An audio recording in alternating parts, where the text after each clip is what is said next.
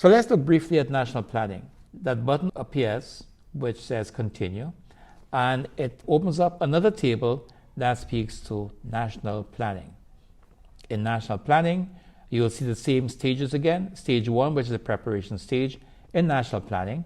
And at that stage, we put in place the oversight mechanisms to assess the global and local trends, challenges, and opportunities. So these are the real stages that one would deploy in developing a national plan or in assessing a plan that's already in place. So it goes from stage 1, preparation, stage 2, the review of plans. Again, at each of the stages, it tells you the purpose of that particular stage, what activities are associated with that stage, and the guiding questions that are pertinent to that particular stage. In responding to those questions, we are building the information on climate influence that is relevant to the particular activity in that stage. It is sequential because at each stage, the climate issues may be different from stage to stage, which is why the questions are here. Now, we are not necessarily restricted to the questions that are embedded in this third column. We can add questions. If the questions we feel have been dealt with, we can leave them alone. But we are not restricted or constrained by the questions in the third column.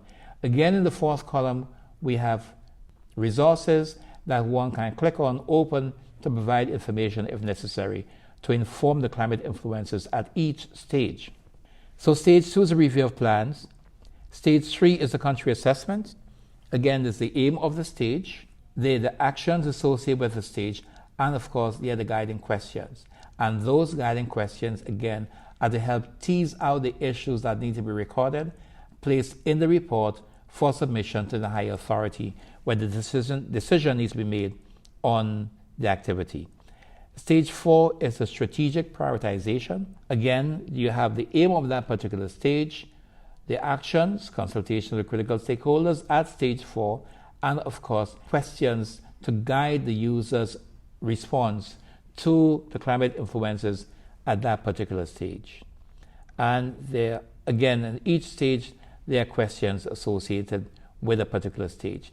Then we go to stage 5, which is finalizing the plan, and of course, stage 6, which is the monitoring and the evaluation process, and there are questions associated with that particular stage. Stage 6 is the final stage. Now, the one thing I will show, so this is the table associated with the national plan, and you will see that there's a difference between the national plan stages and that of legislation, which is also different to that of a project or program and the other activities as well. In responding to the questions here, there is a button above the table that says Workbook. We click on Workbook and it opens up a Word document, and we'll enable editing here, a Word document which is a National Planning Workbook. It is Word because this now allows you to type your responses. So you're doing your assessment, and this allows you to type in your responses. You couldn't do it in CCORAL, but you can do it in this Word. So what you see is the exact same table with all the stages and all the guiding questions, a slight reformatting to allow you to input, to type in your responses, but all through to the final stage, which is stage 6. So you'll see that represented in that workbook, and you can simply type in your responses. Now this is a Word document which is not part of CCORAL. This is the individual's report. This does not appear on the CCORAL website or FICE's website at all. This is a separate document that is visible only to the user and appears only on the user's workstation. So only the user has access to that particular document, no one else does. And that becomes the basis of the report that the user will be presenting. So that's the working part of CCORAL. If one scrolls down on that same table, you will see a reflection of the very same table. There is the same table again, but with a different series of columns on the right-hand side. And here we have resources to help answer the question. But if you look at the headings on the right-hand side, it takes you from context, to vulnerability assessment, to risk assessment, to the adaptation option identification, the adaptation option appraisal, monitoring and evaluation, and awareness raising. These are the elements of the risk management cycle. And what that does, that table does, is provide information to the user on exactly where those stages are and to what they respond.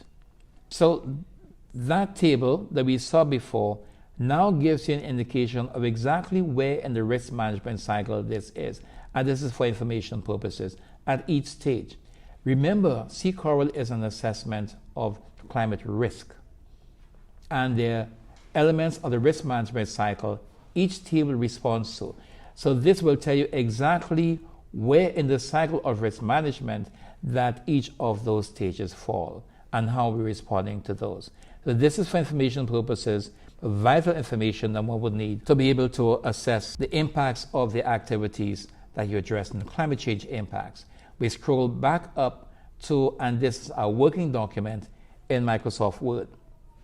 So let's close this and then we'll go back to CCORAL. So we've done, this is national planning stage. We've done 2 of those boxes so far. And then so we click to go back, and that takes us back to the strategy, policy, program and a project, budget preparation and evaluation.